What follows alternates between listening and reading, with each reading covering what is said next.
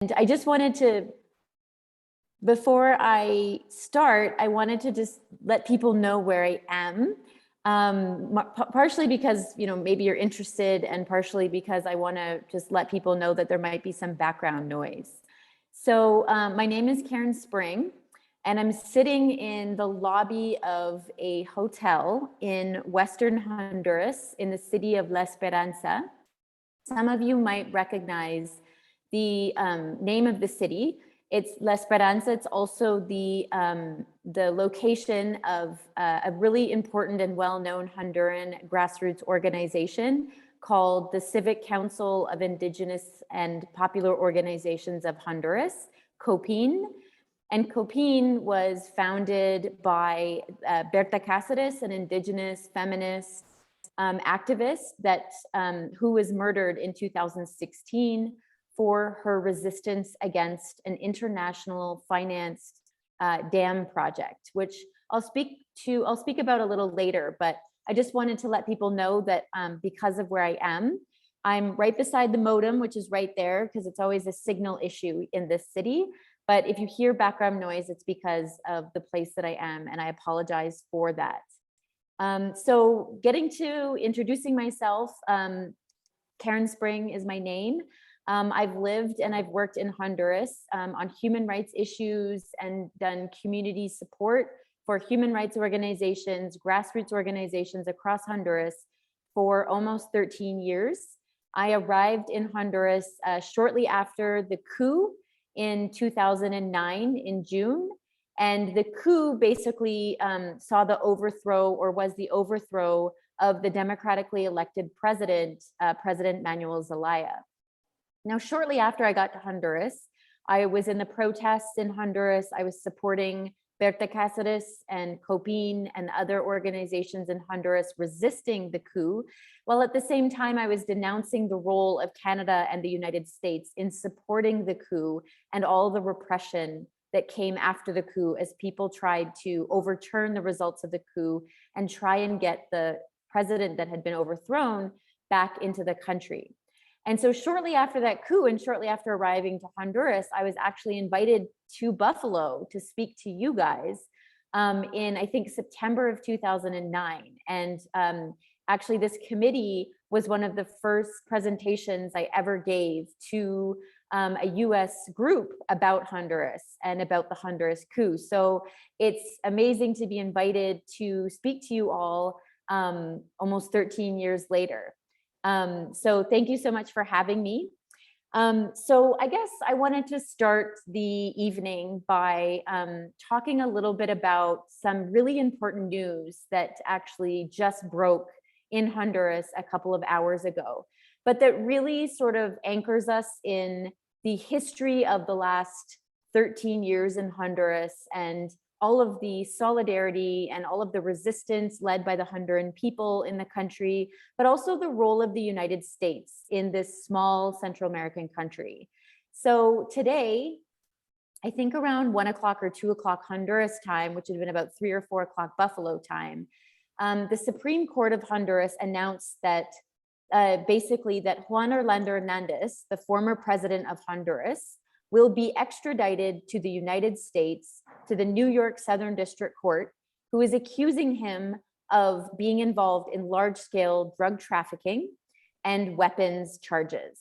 And so the New York Southern District Court requested to the Honduran government, less than, I think, 3 weeks after Juan Orlando Hernandez left power, that they wanted Juan Orlando Hernandez extradited and to stand charges for basically transporting, shipping, and assisting in trafficking thousands of kilos of cocaine into the United States that were later sold on the streets of several US cities. And so this is really, really important news, both for Honduras as a country, but also for Latin America and for US and Canadian citizens that have been in solidarity with Honduras.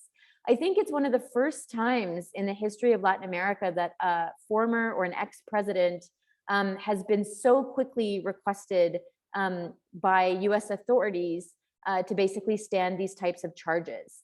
And for many that, followed Honduras in the last 12 or 13 years, you will know of the importance of this former president in sort of ushering in what Honduras became, which was one of the most violent and corrupt countries in the world.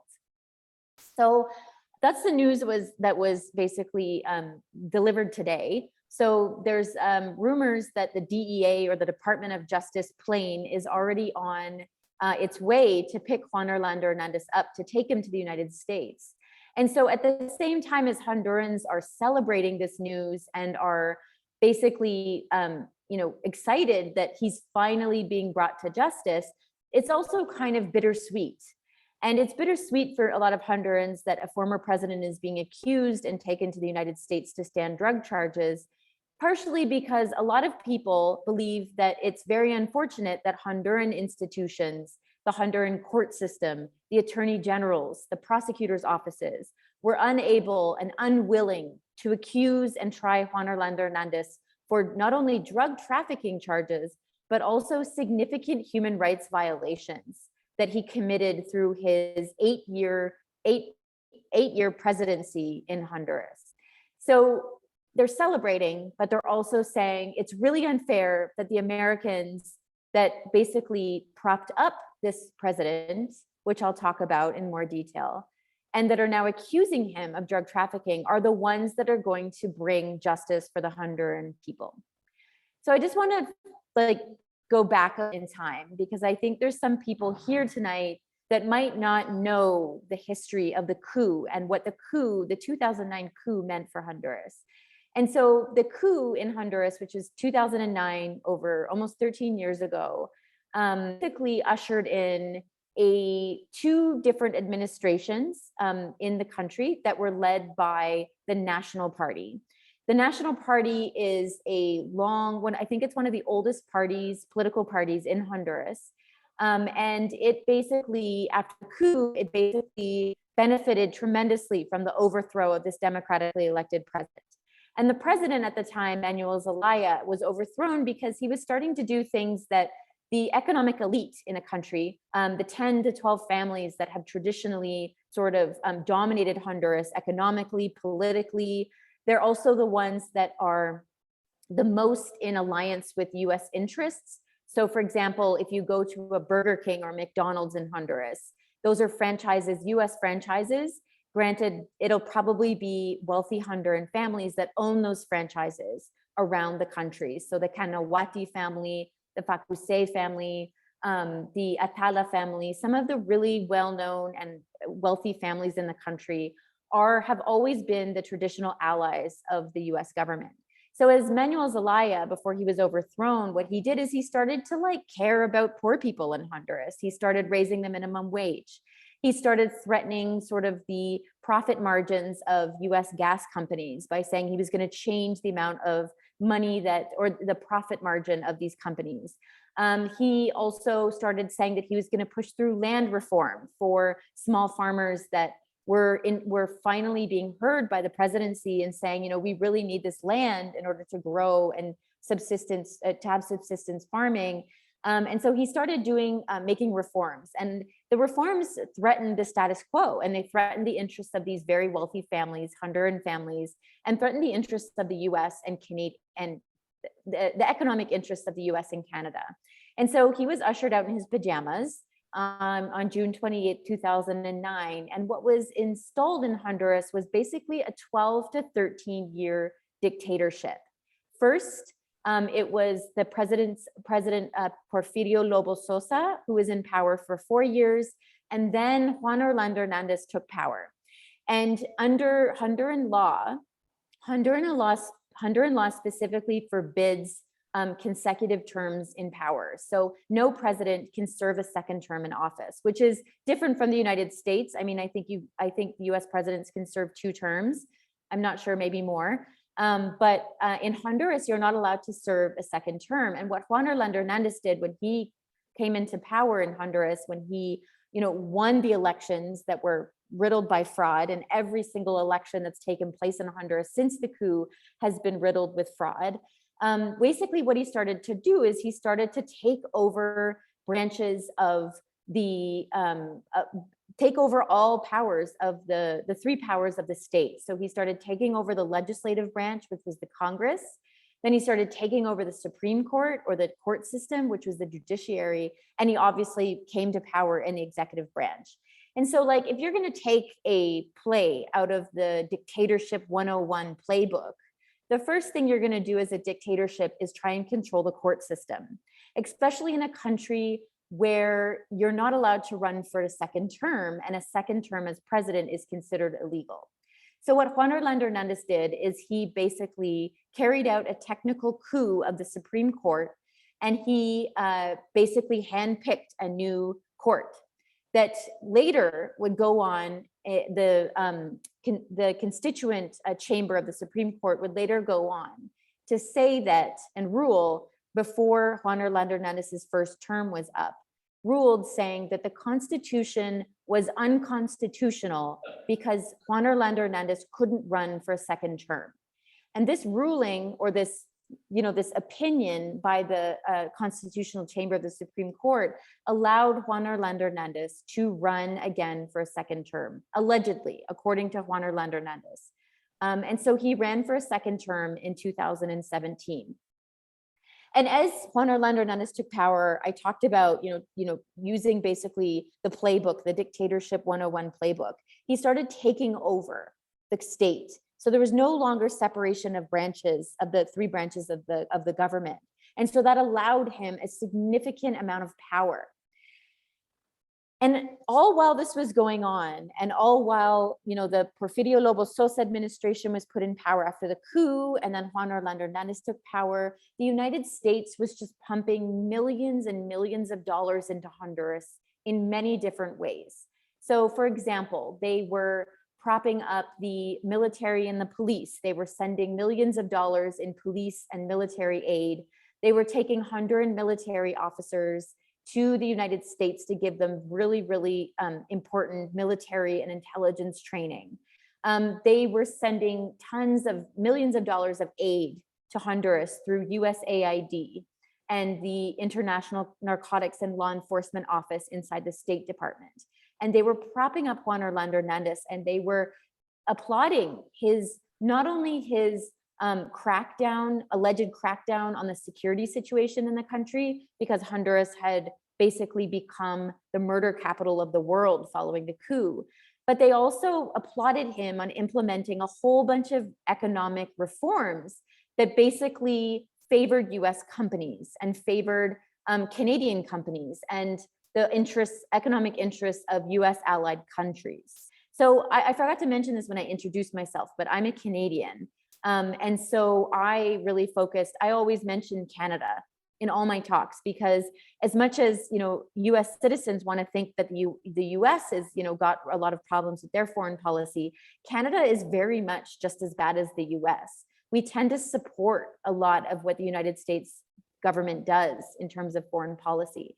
And the best example is under the Juan Orlando Hernandez administration, they basically lifted the moratorium on mining. Actually, that was the previous administration after the coup. And they basically granted all of these concessions to mining companies. And Canada is the location of most mining companies that operate around the world. A lot of them have their headquarters in Canada. And so Canada really supported US policy in Honduras because the Juan Orlando Hernandez administration was basically granting mining concessions to a whole bunch of Canadian companies and American companies, allowing them to mine tons of different types of minerals in the country. And I'll talk a little bit later about what that means for present day Honduras. But basically another example is that they gave concessions to energy companies that were interested in constructing hydroelectric dams in Honduras and profiting off of really hefty state contracts because they were generating electricity and then selling them to the state of Honduras.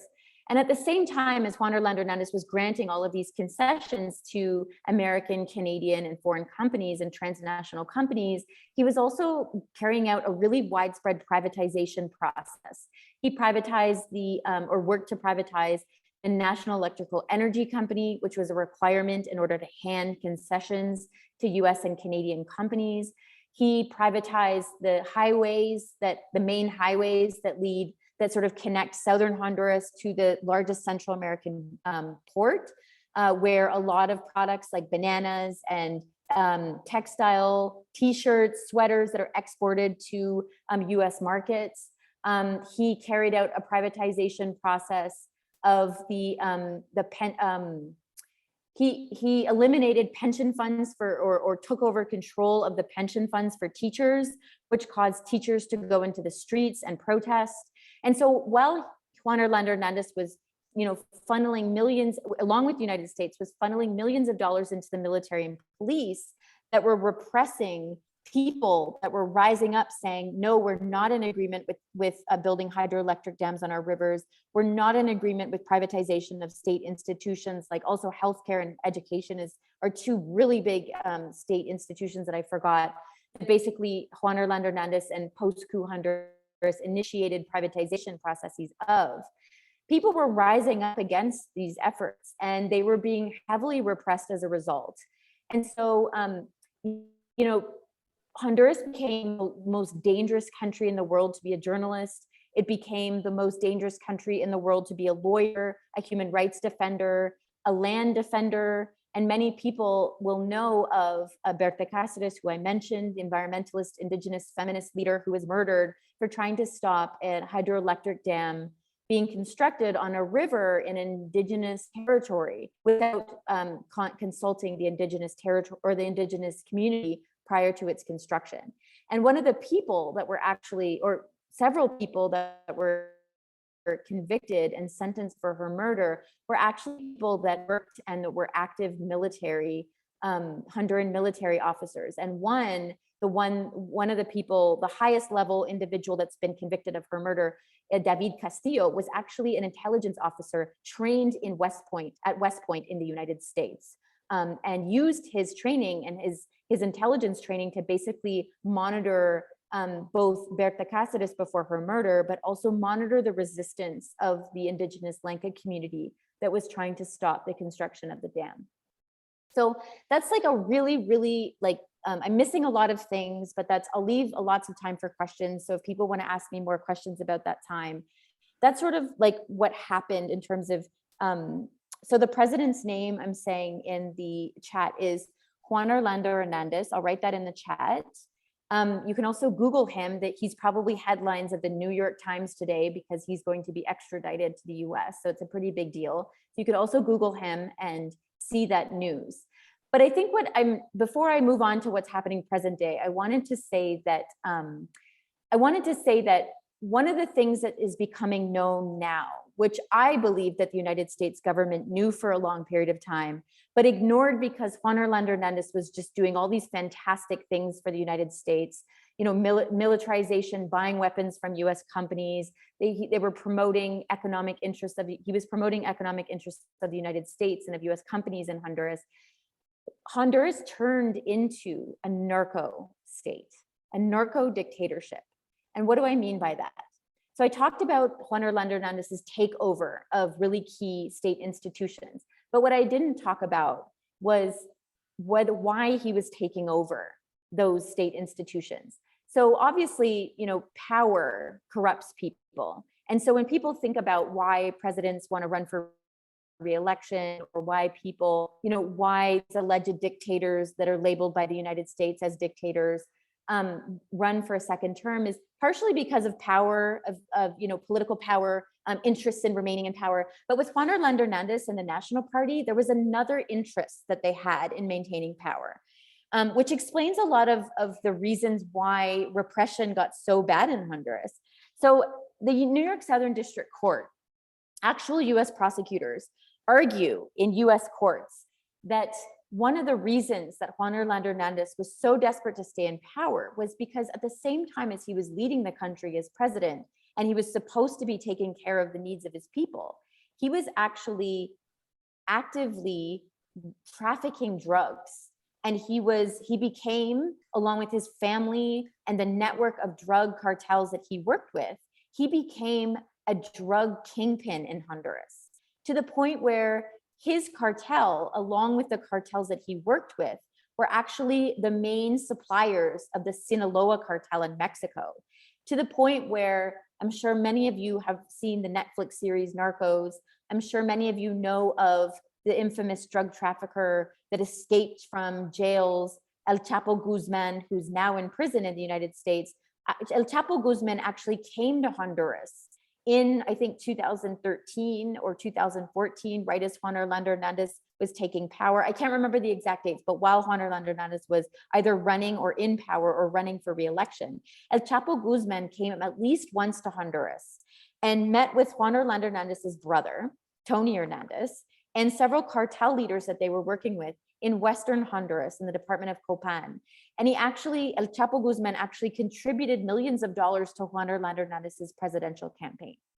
So as Juan Orlando Hernandez is running for office again, well, for the first time, and then illegally the second time, he was actually running a drug business that became so powerful that he basically had the police and the military and the judiciary and heads of the Honduran police and heads of the Honduran military working on behalf of his drug interests. So they were police in Honduras, while they were being funded and trained by the United States, were actually putting up police blockades in the streets on major drug routes to ensure that big shipments of cocaine passed freely through Honduras and over the border into Guatemala, up through Mexico and into the United States. And so Juan Orlando Hernandez, the reason that he's being extradited to the United States is because he basically became one of the most powerful, if not the most powerful, drug trafficker in Honduras.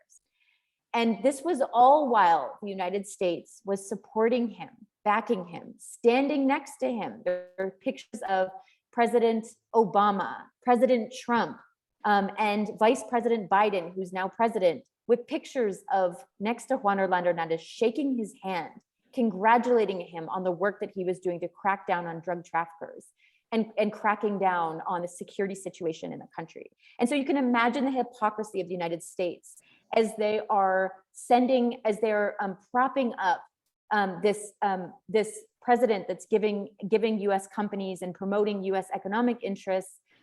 He's also at the same time running drugs and growing and becoming and growing up to be the most powerful drug trafficker in Honduras. So that's sort of the history of the last sort of 12 years. Now, I'm going to talk about present day Honduras. I'm just going to give a quick overview and then I'm going to stop and give time for questions. So basically, Juan Orlando Hernandez left power, or there was an election in Honduras in November of last year. And as Juan Orlando Hernandez's power was growing and as he was in power as the narco dictator that he was, and I already mentioned this, Honduran resistance were in the streets every single day in some way, shape, or form, denouncing, fighting, saying that they were battling a narco dictatorship, and basically demanding that Juan Orlando Hernandez leaves power. And so this resistance was going on, and while the resistance was going on, a lot of Hondurans were saying, you know what, like, it doesn't matter what we do here, even if we go to the polls and we vote for a different president or a different political power to take power, the United States is going to sweep in and they're going to prop up this guy anyways. And they're going to prop up a president that we don't want in power. And that's exactly what happened in 2017, in the 2017 elections. And the 2017 elections, there was widespread fraud. Juan Orlando Hernandez clearly lost. But the night of the elections, what happened is when he was losing, the election system crashed, the computer system crashed, the lights went out. And all of a sudden, when the system came back on, Juan Orlando Hernandez was winning over the opposition candidate. And so basically, tons of people went into the streets to protest that fraud. And when they realized that it didn't matter how much they protested, and when the military and police went into the streets and started shooting people, and over 30 people were killed, Hondurans were saying, you know what, it doesn't matter what we do. We go into the streets, we protest, we get shot and killed by US trained and funded police and military. If we go into the streets and protest, we're going to be thrown into maximum security prisons. Such was the case of my husband, who was thrown in prison in 2017 for protesting the fraud in 2017. He was held for 1.5 years in a maximum security prison given 1 hour of sunlight for 2 weeks. And I can talk more about that later if you want. But so that's why you started seeing Hondurans fleeing in mass numbers to the border with the migration crisis, and then the crisis that was caused at the border, the US border. And it was so funny, not funny, but it was ironic how the US media would focus on this border crisis and this migration crisis and these caravans that were coming from Central America and that were illegally entering the United States, never mentioning the role of the United States in propping up a narco dictatorship that was shooting its people when they tried to protest to get them out of power. And they never mentioned when the United States continued to politically and economically support the regime while all of this was happening. So I started to talk about present day. I'm actually gonna do that now. So in November of last year, of 2021, there was elections in Honduras. And finally, because of the years of resistance, because of the years of solidarity and the voices of people in the United States and Canada supporting the Honduran resistance and Honduran organizations that said, no way, we're not gonna deal with another fraud. We want these people out of power. There was a mass turnout in the elections. And President Xiomara, representing the Libre Party, won. And I was in the country leading a election observation mission when that victory happened. And it was such an amazing victory that sort of marked the beginning of the end of a narco dictatorship in Honduras. And, you know, I mentioned that I got here in 2009 during a political crisis. And so, you know, being around when Xiomara and the Libre Party won the elections in November was just an amazing experience. People were just on the streets celebrating all night long. There was like dance parties in the streets. People were blocking the streets, dancing and partying and staying up all night doing caravans all over the country celebrating.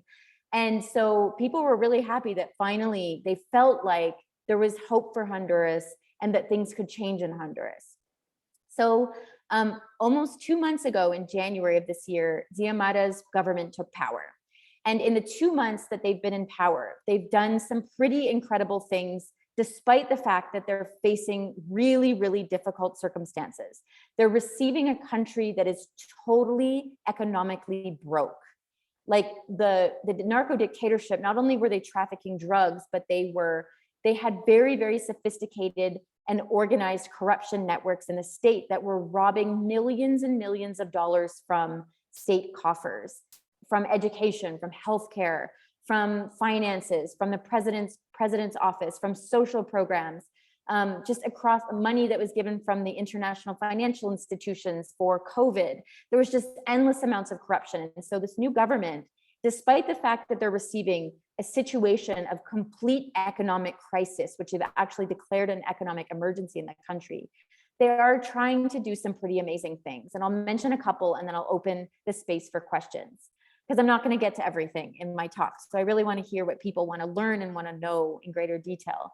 But basically, the government so far has done some pretty incredible things. They have passed a law that grants an amnesty for people that were criminalized, that had trumped up charges, that were thrown in prison for resistance in the last 12 years since the coup. They basically amnestied them, so forgave the charges, wipes their criminal records so they can now get jobs. And so thousands of people will benefit from that. They've also passed a law that allows for families that consume less than 150 kilowatts of energy a month, which is like, I think, over 1.3 million people, to get free electricity, which is huge, because one of the reasons so many people were also fleeing to the borders and the migrant caravans was because the cost of electricity after the privatization of the energy company was just skyrocketing and people could no longer afford it. The Minister of Natural Resources and Mining and Energy declared that they were going to start really investigating the mining concessions that were granted, and we're going to work towards declaring Honduras a territory free of open pit mining. That hasn't sort of become law yet, but it's definitely an important political position that's giving a lot of communities fighting mining hope. And I'm trying to think of other things that they have done. They're trying to overturn a lot of the legislation that basically created projects, economic projects that were denounced in large numbers by the Honduran population, like the ZEDEs or the model cities or the private cities that basically carved off chunks of Honduras's territory to wealthy international investors, and a whole bunch of other things that are not occurring to me right now, but I'm sure will come to me. So it's a really hopeful time for Honduras. It's not a hopeful time as in that everything is totally great and all the changes that need to be made will be made because of the challenges the government faces. But it's definitely the first time in 13 or 12 years that there's hope in the air again, where the tension of the violence and the repression sort of feels like it's lifted, and that there's a government that actually cares about the majority of the population and that is going to, and has promised as such, to work on behalf of the majority of the population and not the handful of economic elite and US interests basically that have dominated Honduras for the last 12 plus years since the coup and before. So with that, I'm going to close my sort of talk down. It's been 40 minutes almost, and I'm opening the space up to questions. Terrence mentioned a couple of things that I should mention, but I didn't, but I'm sure we'll get to it if people are interested. So yeah, so I'll open the space up now to anybody that wants to participate.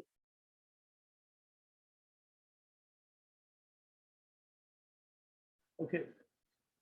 Great. What a great talk. So we've got, here's the first question. We'll try to bring our questioners here up to the podium. So this is Marie Schuster. Hi there, thank you. I don't know if you can see me, but so I'm really curious with this big change and the hope in the air that's happening in Honduras. The US so famously likes to go down with their ship of bad choices and the dictators that they back. Oh, I'm not being heard. Can you hear me, Karen? Okay. So the question's about the US normally likes to they make bad choices and they'll defend those bad choices to the end, typically. So with this change in government, I'm pretty sure, wasn't Kamala Harris at the inauguration? And so I'm just really curious, like, what is the shift that, from your perspective, happened?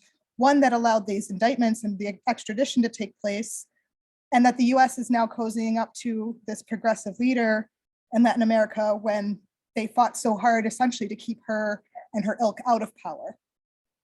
I'm suspicious. Totally. Yeah. I would say a lot of people in Honduras are very suspicious as well. So, I mean, I don't have an easy answer. This is like you just sort of nailed the big elephant in the room over the last like several months, and just like Hondurans just being like, and myself being like, why is Kamala Harris here? And why are all these State Department delegations coming down and so interested in seeing this administration be successful? And so what I would say is that I think that what happened is that with the migrant caravans and with the clear allegations of Juan Orlando Hernandez's involvement in drug trafficking, I think that the stakes got too high for the State Department and for the US government to continue to stand by a government that gave them a lot of benefits and worked so closely with them on some things, but that at the same time we're driving these political crises and social crises that the United States could no longer sort of look the other way. And Hondurans are always really quick to remind me that the United States doesn't have friends, it has interests. And when it becomes in their interest to no longer support somebody, they can quickly turn on them and just sort of say, oh, like, we're just going to move forward and support this new progressive government. So, and then as I'm saying that, I think the stakes got too high for the State Department and the US government to stand beside Juan Orlando Hernandez, despite everything that he was doing for the US. I also would say that I think that the resistance got too loud and it got too uncomfortable for the United States. So, for example, solidarity organizations worked really hard in the United States to push forward the legislation in the United States Congress that is called the Berta Cáceres Act, which basically calls for the United States to suspend aid to military and police until several gross human rights violations are investigated and tried. I think that there were so many letters from US Congress representatives that said, you know, we can no longer support this corrupt regime, this corrupt drug trafficking regime. Something must be done. But at the same time, I think that it was like the solidarity that, you know, people in their communities across the United States were doing. I mean, Congress representatives don't just go out of their way to write letters and make a stink without really solid grassroots organizing in the US to demand that people's representatives, senators and Congress representatives sort of act and do something and raise their voices. And so I think that the stakes, there was just too many groups and too many voices that were just hammering at the US government to say like, no longer, like this can no longer be what this can no longer continue. And then at the same time, I think that the support for this government, I think this government is the best option for the United States. So, you know, the Ziamara administration, despite the fact that they use the word socialist quite frequently, actually it was funny because at President Ziamara's inauguration in January, Kamala Harris was in the crowd, and right as Ziamara said the word socialist, like the cameras were on Kamala Harris's face. And you can see as she, and I don't know if this like is a coincidence or if it's like actually, you know, her expression of what she thinks of socialism, is that she heard the word socialism through her translation, and she like sort of bowed her head down when she heard it. And so, you know, I think that at the same time as the United States government, the stakes got too high for them to support Juan Orlando Hernandez. I think that Ziamara's presidency represents the best chances for the US government to basically deal with the social crisis that they no longer want to deal with on their borders, with the migration crisis. And so I don't think the United States is doing the right thing now. I just think that their interests have shifted and they're like, okay, well, I guess we're gonna have to suck it up and basically have this like, you know, political power and a government in power that sort of identifies as socialist. But I think it also creates a really difficult position for the Ziamara administration, because while they have this really, you know, progressive agenda and progressive aspirations, they have a social movement that is like, you know, 12 years, 13 years of repression and neglect and like resistance. We have all of these demands and we expect the administration to implement them. The administration sort of sandwiched between these really strong demands of the social movement, which I really strongly support and work for every day and have for alongside Honduran organizations for 13 years. But they also have this like really powerful sort of, you know, voice from the United States saying like, you know, they don't say it directly, but I imagine they know, the administration knows that, you know, you can only be socialist so much, or you can only care so much about social conditions in the country before we're going to sort of crack down and say, no, we're not going to give you that money, or we're going to pull our support. And, you know, the US administration knows that the Ziamara administration is inheriting this economic disaster. And so there's no doubt that the US administration is going to use that economic crisis in the country to their own benefit, and to ensure that this administration sort of knows that, you know, they can do all of these things, but at the same time, the US government can always withhold support, particularly economic support, if the administration just gets too socialist or too progressive for US interests, basically. So I don't know if that answered your question.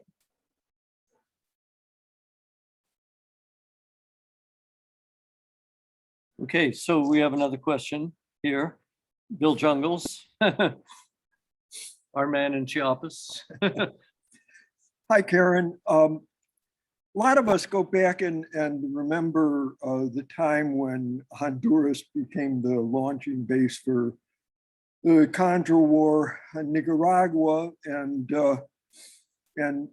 had not only a terrible effect on the prospects for reform in Nicaragua, but had a real corrupting influence on the society in Honduras. And I'm wondering, in the present situation, what is the status of all those big military bases built up in Honduras? And what is the attitude of the Honduran military towards this new regime? And is there a line that may not be crossed? For instance, if the regime started talking about land reform again, would that be the end of the game? Thank you.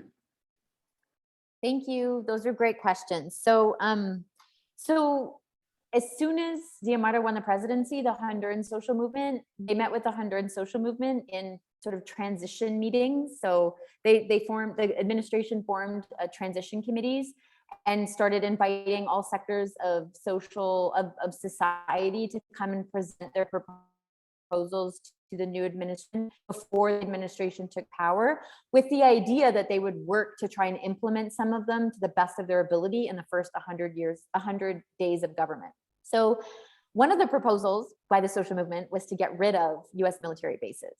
And there's actually a really fantastic article that I keep meaning to translate, and I'll post or send to Terrence after the talk. Is written by a political analyst and sociologist named Tomas Andino.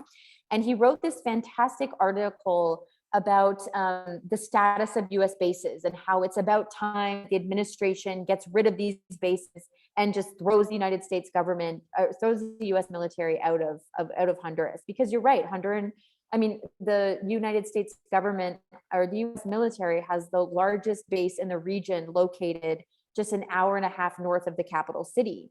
It's where, where Mel Zelaya was taken, before he was overthrown in the coup, before he was flown out of the country in his pajamas. And it's a source of training for a lot of Honduran military, but also US military in the region.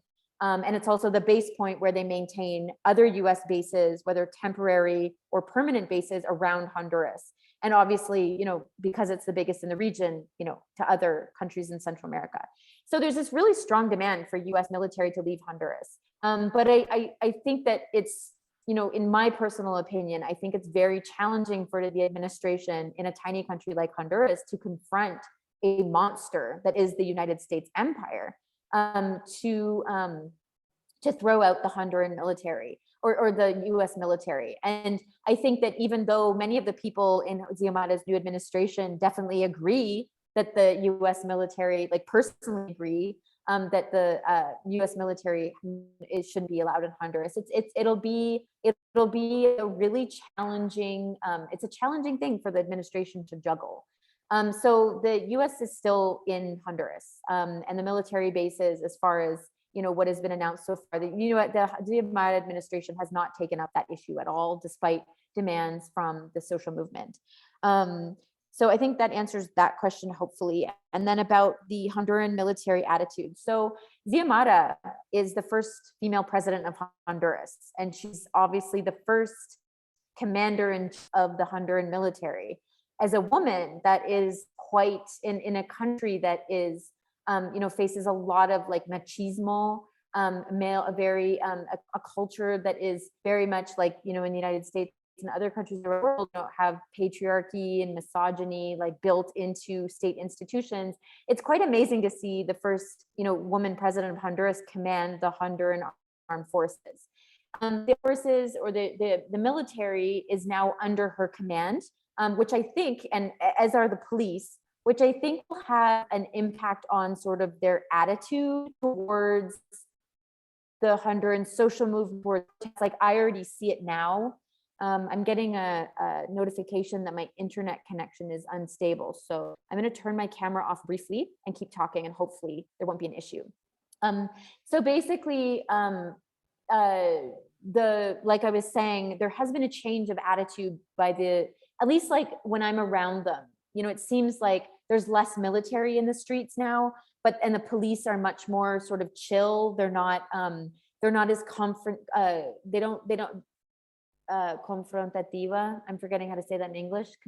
They don't confront the population or people that are protesting so aggressively like they used to. But at the same time, I don't think that you can just usher in a new administration and like get rid of all the bad groups and organized criminal interests that are part of the military and police. And a new administration certainly doesn't forgive the crimes of the past that both the Honduran police and military have committed, being involved in drug trafficking and running drugs and being involved in murders of social movement leaders and protesters, in the several political crises that Honduras has faced. So I think that, there's a shift in attitude, but I think that, again, the issues inside the Honduran military and police will remain a challenge for this new administration. And I think it's one of the reasons why solidarity organizations in the United States are still insisting that the US Congress move forward with the Berta Cáceres Act and suspend military and police aid to Honduras until there is some sort of significant advancement in cases related to key human rights cases. Advances in human rights cases in the judiciary and the Attorney General's office. But in terms of your concern that a military coup might happen again, or that sort of traumatic experience in the past could sort of resurface, I don't get the impression that there is a coup threat at all in Honduras, not right now. But I think that because I think that if the United States doesn't support a coup, then I don't think that a coup will be very successful in the country. But that doesn't mean that there might not be one later on, or there might not be talk of one later on, especially if the Xiomara administration really pushes an agenda that is against the interests of the United States. I mean, I don't want to say that there will be a coup, but I think that we can never say that there won't be a coup, because we know how much the United States protects its own interests in Latin America. And I think that they have made very clear that they're not a big fan of the Libre Party's platform and the more progressive governments in general in Latin America.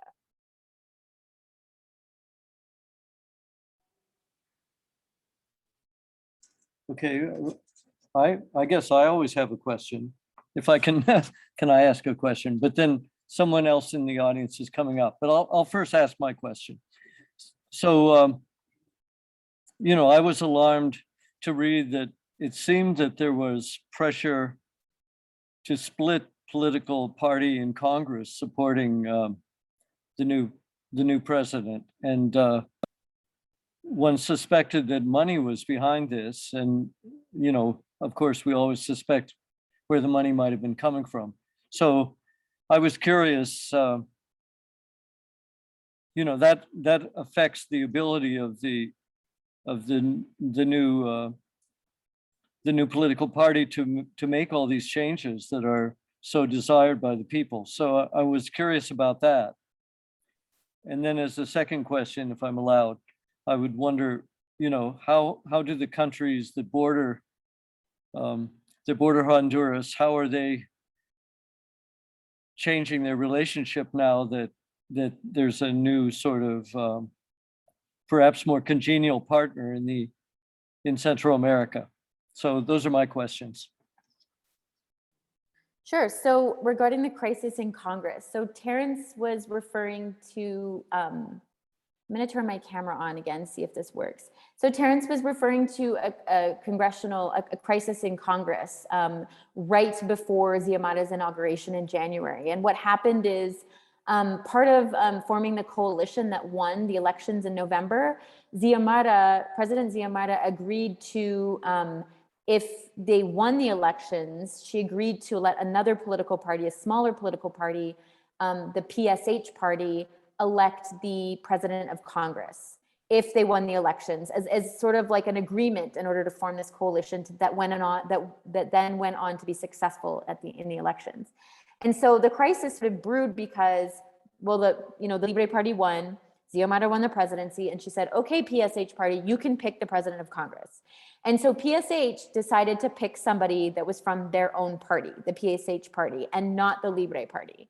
And so this sort of sparked a crisis inside the Libre Party that was like, hey, we won the presidency. Why do we have to have a Congress president or a president of Congress that is from another party? And you can imagine that happening in the United States. It seemed odd, right? That, if the Republicans or if the Democrats are winning, that they would, or won, that they would elect, and I don't know how that works exactly, but they would have like a Republican as like the leader of Congress in the US.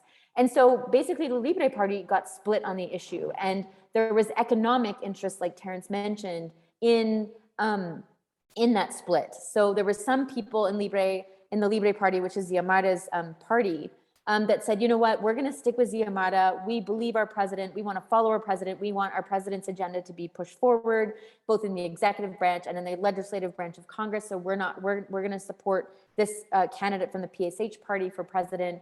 But then there was a split in the Libre party that were more sort of the fractions that are sort of identified having more interests in it, like closer to the economic elite. So the leading person of that split, or that sort of sector of the Libre party, was Jorge Calix. And Jorge Calix is a very ambitious young congressional representative. He is known to have ties to some powerful families, like the Atala family, which is family members of the family that basically was building the dam that owned the company and funded the company that was building the dam that led to Berta Cáceres' murder, the environmentalist and indigenous activist Berta Cáceres. And so Jorge Calix was allegedly, and like this has not been confirmed publicly, but that, you know, it's kind of known in Honduras that he was getting a lot of economic support from these powerful families that have a lot of interest in controlling Congress, not only because of their own economic interest in controlling Congress and the importance of Congress representing the economic elite and the interests of these powerful economic these powerful families in Honduras, but also because he would be more likely to not implement the what Ziamara had promised in her campaign. And so there was a crisis. Basically, for a temporary period, there were two sitting Congresses, if you can imagine. Let's imagine one Congress in the United States on Capitol Hill, and then another Congress meeting elsewhere, you know, passing laws saying, no, we're the actual legitimate Congress, and so we're going to pass all these laws. But then it was negotiated. It was made very clear that the legitimate Congress was the one that had the president that was from the PSH party. And then it slowly got resolved. And so now there's one sitting Congress. They've moved forward. They've really started to tried to start dismantling the dictatorship and all the laws that were put in place by the dictatorship. And so the crisis is largely resolved, but it definitely was a sign of the challenges that the new administration faced in its early days, even before it took power, the interests and the economic elite and the political interests in trying to stop Ziamara from basically implementing her agenda under her new administration. So that's what happened with Congress. It's a great thing that it's been resolved. And then how do countries that border Honduras, how is their relationship changing? So, I mean, Bukele in El Salvador, despite the fact that he is taking a couple of tactics and strategies out of the Dictatorship 101 handbook that Juan Orlando Hernandez either wrote or used a lot throughout his administration, Bukele was very critical of Juan Orlando Hernandez, and he publicly criticized all the time that Juan Orlando Hernandez was a narco dictatorship. And then converted into a dictatorship himself, or is converting himself into a dictatorship himself. So Bukele has actually been very receptive to the administration, the Ziamara administration, but it's kind of widely known in the social movement in Honduras what Bukele is all about. And although he does get a lot of support from Hondurans, mostly because he sent aid after the hurricanes hit, back-to-back hurricanes hit in November of 2020, and also during COVID, he has planned actually 2 visits to Honduras since the Ziamara inauguration, one for the inauguration and then another to meet with mayors in one of Honduras's largest cities, but he canceled both trips. So, but that's sort of a sign that he is very supportive and much more willing to develop and further relations with the Ziamara administration. As for Ortega in Nicaragua, unfortunately, Ortega was very supportive of Juan Orlando Hernandez as well. Actually, Juan Orlando Hernandez traveled to Nicaragua, was one of the only presidents, I think, in Central America that went to Ortega's inauguration. I don't remember when that was, like he won in November in the elections. And so it's kind of like confusing for people that relationship with her. So I don't know what President Daniel Ortega from Nicaragua's relations are with the new presidency. I'm unclear about that. I haven't sort of seen anything that sort of popped at me to indicate that. And then from Guatemala, I'm not entirely sure. But I think that the U.S. is definitely showing much more support to the Ziamara administration than they are to any other Central American presidency or administration so far to date, like since Xiomara took power a few months ago? Yeah, thank you. Boy, that's a question that asks you to explain everything that's happening in the world. So that my question. So I'm sorry I asked it, but you explained it really well. So Joe Chamberlain has a question here. Hi. Can everybody hear me? It's not, it won't be very edifying that you hear me because I don't, my information on Honduras came at a time when it sounded like people were in danger of being murdered all the time before she was elected. And it was like there were roving gangs and all the jails were full. And I'm just wondering, how safe is it? Do you have any idea how the safety of regular citizens has improved in Honduras? And are you safe? And you say you're in Guatemala? No. What? I'm in Honduras. Oh, you're in Honduras. Oh, hey, okay. Yes. Yeah. All right. Thank Sure, you. I can answer that question. Good. Thank you for the question. So, I mean, I don't really know how to answer that question, to be honest. I feel like I am safer, but I don't know how much that is real. I say that, okay, so I'm balancing like a couple of thoughts. So like, first, I know that, you know, that the administration, that President Xiomara is in power of, or controls the police and military. But at the same time that I know that, and those are the two sort of bodies that are the most repressive and the most feared because of the intelligence and, you know, the wiretapping that went on, so much of activists like during the last 12 years. As much as I know that she's in control of those bodies, at the same time, I also know that there's a lot of other interests in those, in the military and police. So drug trafficking interests, criminal activities that are going on and that have always gone on in those institutions. So I'm kind of like, it gives me peace and relief to know that she's in control of those institutions, but I don't think change happens overnight. So I don't think that those are like institutions that I can trust that, you know, would not kill me or kill social movement leaders or human rights defenders like they have for the last 12 or 13 years. I think it gives me a lot of comfort to know that the same people that I saw in the streets, you know, throwing rocks, fighting the police, being detained for so many years are now in cabinet positions in the government. So for example, a human rights lawyer that worked on the really well-known Wapi Knoll water defender case, he's now the director of migration. The human rights minister in the government is, her mother was disappeared in the 80s, and she's now in control of the human rights body. The Vice Minister of Foreign Affairs is a really well-known social movement activist that was really present in the streets of Honduras for protests. His name is Gerardo Torres, and you might all know him because he spoke very frequently internationally. So there's a lot of comfort knowing that, like, if I have an issue, like I know the people that are sort of overseeing these offices, and I have trust and faith that they are there for the right reasons and trying to do the best that they can.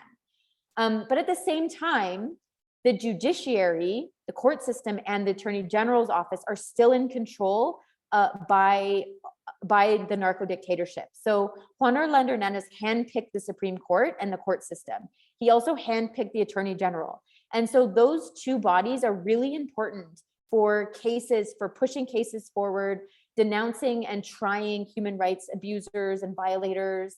Those are the people that are in charge of filing cases against people that murder defenders. And so like the fact that they're still in hands of the narco dictatorship are like really give me a lot of reasons to worry.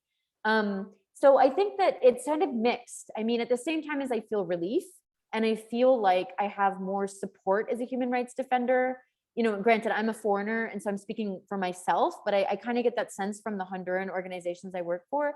I think that I'm under no illusion that there's still really, really significant challenges and that like no one is really fully safe while there are still, while the dictatorship hasn't been fully dismantled and while so many crimes remain in impunity in the country. Thank you. That's very helpful. Yeah, so, you mentioned earlier that political prisoners were being released, and I know that I believe that some of those cases were very close to your interests, your family. So, and some of that happened before the election. Is it true, or that there was a slow processing of cases? But in any case, the release of political prisoners would seem to help political parties of resistance be strong in the community, which is a protection of its own, in a way, against abuse.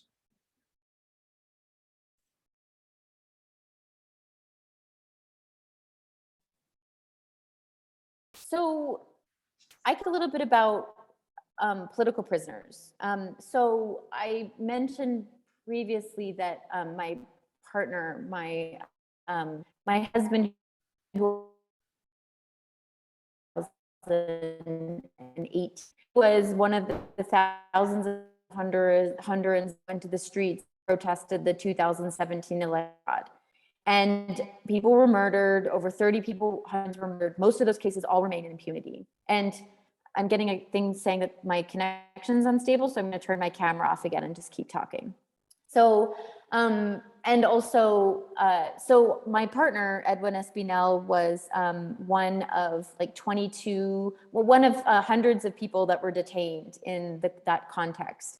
And 22 of those hundreds of people remained long-term in prison. And my partner has been persecuted really significantly and consistently since 2009. Been raided.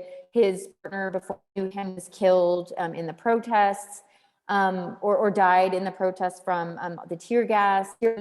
And so he was sent to a maximum security prison, and along with other political prisoners as well. Raul Alvarez is another one that's well known, and other people around the country. And so, we fought really hard for them to be released. And most of them, because of the resistance and because of the national and international demand to have those political prisoners released, they were released before the fall of Juan Orlando Hernandez. And so it was quite amazing that we were able to get all the political prisoners released from prison. Now, a lot of them, hundreds of them, thousands of people remain criminalized and remain charged. So they're not totally free. They're not in pretrial detention in prison, but they are facing very significant charges. And so what the president did as one of her first laws the first thing that the Congress did was they approved this amnesty that I referred to. And that basically meant that all charges had to be declared null, dropped all charges, wiped their criminal records, date of people that were both political prisoners held by the narco dictatorship and people accused all the way back to the 2009 coup. So, I mean, despite the fact that the political prisoners were released under the dictatorship, it wasn't because the dictatorship was being nice or because they felt like it was time to release them. It was because of the massive resistance in Honduras and the international solidarity that basically led and basically forced the dictatorship to release them.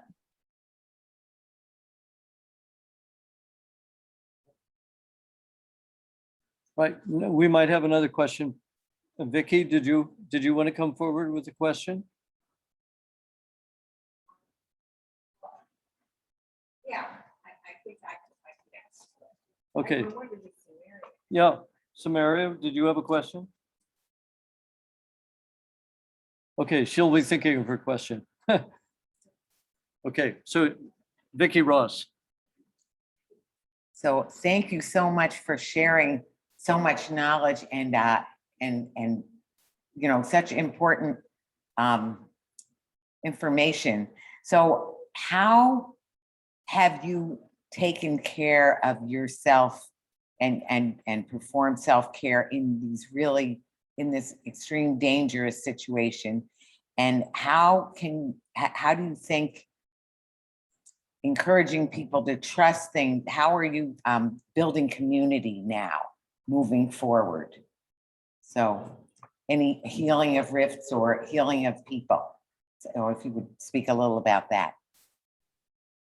Sure. So I think that a lot of people ask me this, and I think it's really important to mention before I sort of give my own personal answer that I'm in a very privileged position in Honduras in relation to Hondurans, in relation to Honduran journalists and human rights defenders and land defenders. And I think that the color of my skin and my passport give me a level of protection that Hondurans don't have.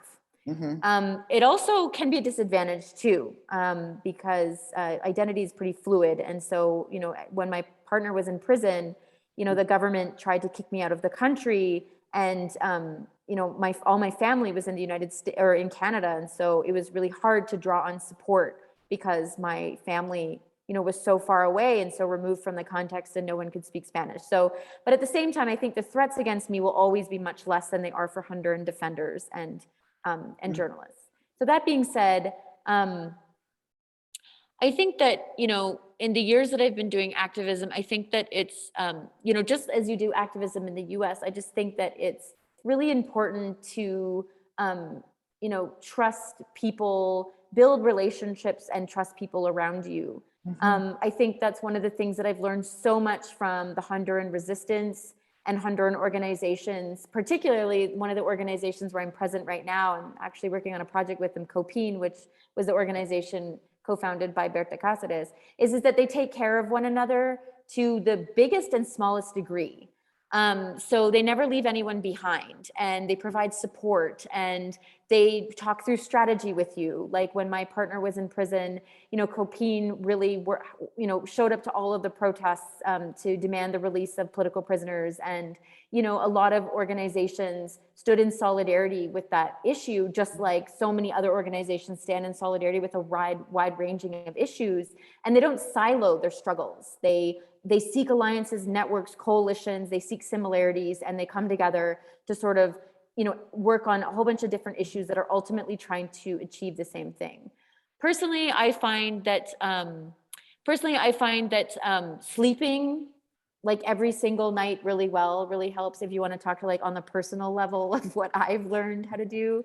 I find it really helpful to be in nature and to go to communities that are fighting for defending their rivers and their land, and reconnect through Honduran indigenous communities and communities fighting for their natural resources, swimming in rivers. And it's actually funny because just last week, there was a US congressional delegation here, Representatives Ilhan Omar, Representative Jamal Bowman, Cori Bush, and Chuy Garcia were here, and we took them to the Jilimito River that they themselves had helped sort of stop US funding for.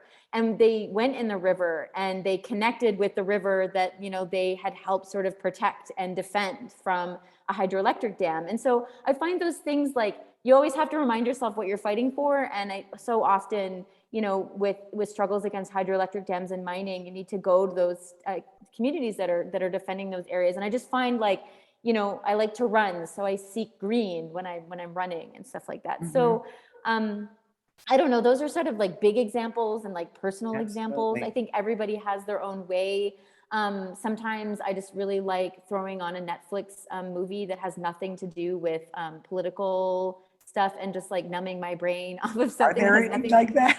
Yeah, nothing to do. I knit. And so stuff like that. Tell me what. No. Yeah, I mean, everybody has Yeah, a no. strategy. I mean, you guys are probably all activists, so you learn your strategies. But I think for me, it's just that was a learning process for me, and I really took the advice that I was getting from Honduran human rights activists and defenders on what to do and how to sort of survive in an environment where you're constantly under threat and you constantly feel like you're a target. Wonderful, beautiful. Thank you. Somebody asked me in the chat, Leanne asked me, what is my educational background and what led you to your current career and your passion for Honduras? So I don't have any education really in human rights. I have, actually one of the things that I've done is I use education to leave Honduras and take breaks and reflect on my activism and my experiences. So while I've been in Honduras, I went back and did a master's of public health, and then I did went back and did a really short bachelor's degree in social work. And so I don't really use my education. I think that what my educational background is that has led me to this is more informal. So being committed to the issues, caring about the issues.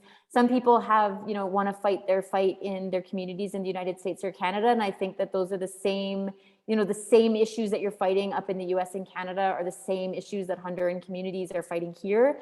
I think that what I really like about being in Honduras is that I really understand Canada and the United States for what they are.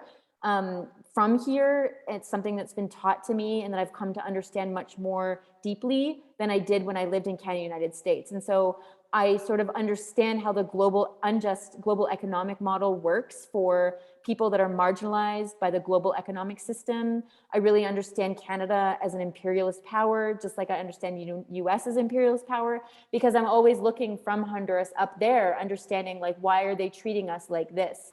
Why are they treating Honduran populations and Honduran people like this? And so I think my passion comes from the fact that my identity and where I'm from and my history makes sense. My country, where I was born, I'm not, really proud. I'm not proud of being Canadian, but it's where I was born. It just makes sense from Honduras. And the issues that I learn and the people that I work with, I work with, like most activists, work with just amazing people that have these visions for a better world that are really addictive and just really kind of motivate you to keep going and to keep fighting. And it's sort of, I've been doing this for 12 or 13 years, and I'm happy to say that I can still talk about these issues despite all the repression and violence and hard times with passion and excitement and hope.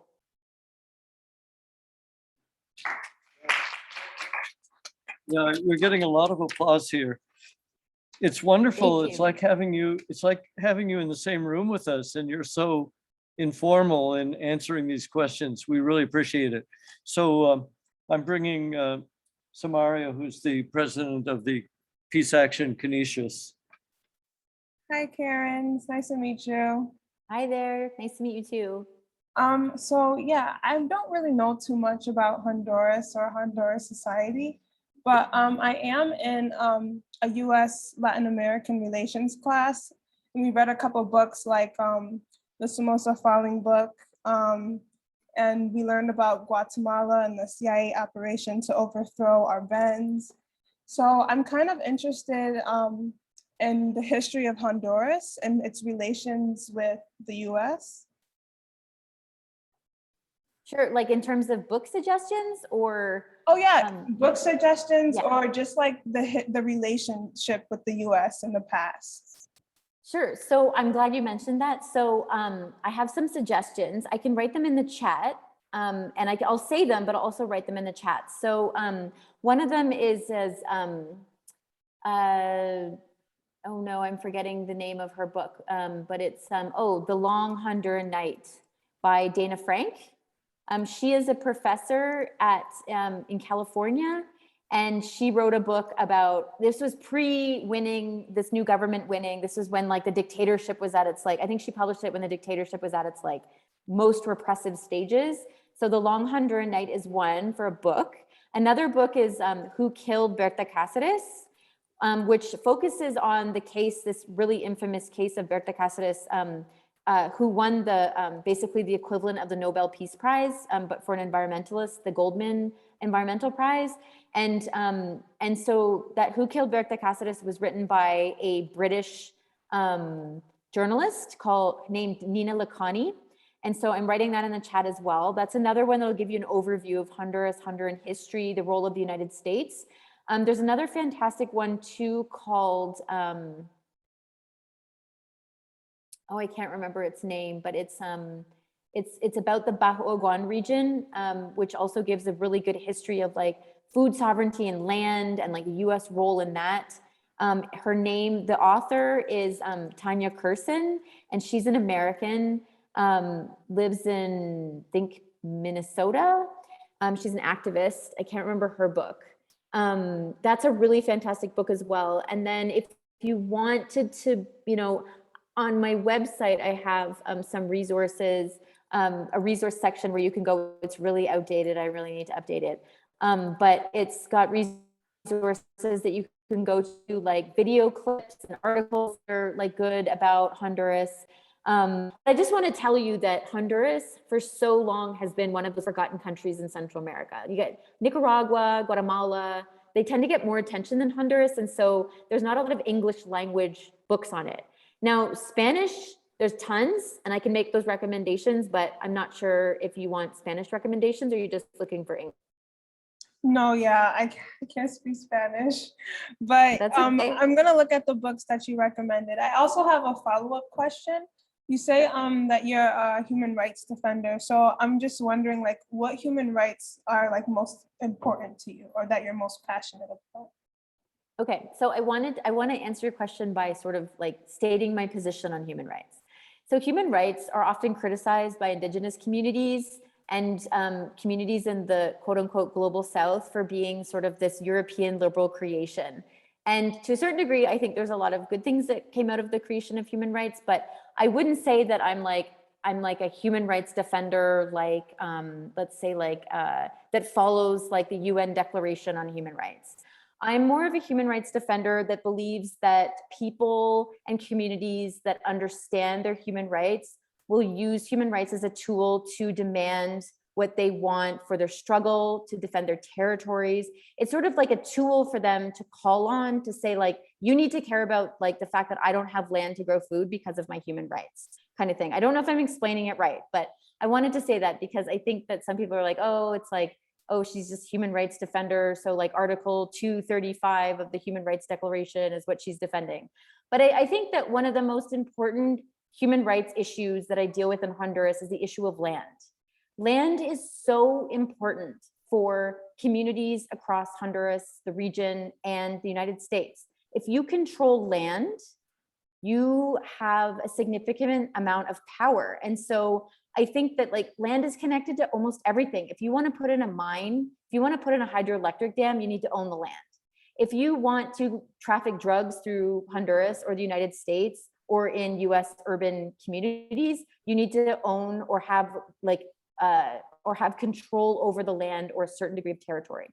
So I find that like that's one of the issues that I'm constantly going back to, like the importance of Honduran communities across like all parts of the world to control their land, to be able to grow their own food on their own land that they own, to be able to have ownership of their homes or of their I mean, anywhere where they like feel like it's important for their survival. So I think that's one of the issues that I work on the most. I'm constantly coming back to the issue of land. So I think that because land is also, you know, in Honduras became one of the most dangerous places to be a land defender, because defending your land, it meant you might be killed. I mean, that just shows how important speaking up about land rights is and how much there's a crackdown against people that do that.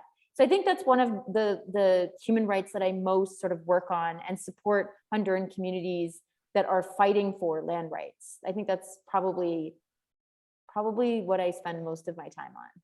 So I hope that answers your question. Yes, it does. Thank you. Okay. Wow. So a wild applause here in the audience. So this is wonderful for you too. How late is it your time now? It's only 6:30, but I have a group of people waiting for me to eat dinner, but no rush. I could be on for a little longer. Okay. We're All 2 right. hours No, behind you. We think our brains are full. So I don't know why they would be full, but yeah, yeah, there's but, a lot of you know, information. really hearing you talk like this makes us inspired for more solidarity, because you explained very eloquently that although sometimes the effects of solidarity are invisible here, they can have an effect other places. So thank you very, very much. And yeah, I'm sorry you can't see the audience. Okay, No bye, problem. and take care of yourself. Yeah, I just wanted to let you guys know that if you wanted to follow my work or look for more information, you have my email, but also I have a podcast called the Honduras Now podcast. If people want to listen to the podcast, I try and post 2 episodes a month, but it gets challenging because it's sort of a side project for me. Yeah. Also, you can follow me on Facebook and Twitter, Honduras Now, or my personal account, Karen Spring. And my podcast has a website, hondurasnow.org, which also would have my email address if people are interested in getting in touch. And if the Latin American Solidarity Committee or the students that joined us tonight are interested in doing actions, figuring out how to follow up or keep being in solidarity with Honduras, feel free to send me an email and I can get you the latest actions and where to seek information and anything that they need to do that. Yeah. Okay. Well, we'll do what we can to. We have a lot of the connection links to you, so we'll put them up on the Peace Center websites and remind Rockla to mention it too, because they love to hear about your work, and thank you very much. So great. Thank you so much for the invitation. yeah. So I think I'll sign us off, but I'll save the chats and share them with, especially with Samaria, who asked about them. Great. And if you need me to send those via email, just let me know. Okay. I will. Thank you so much, everybody. It was a pleasure to present and to meet some of you via the camera. Thank you so much for all your work. Okay. Come see us in Buffalo again sometime. Maybe when the cold passes. Right.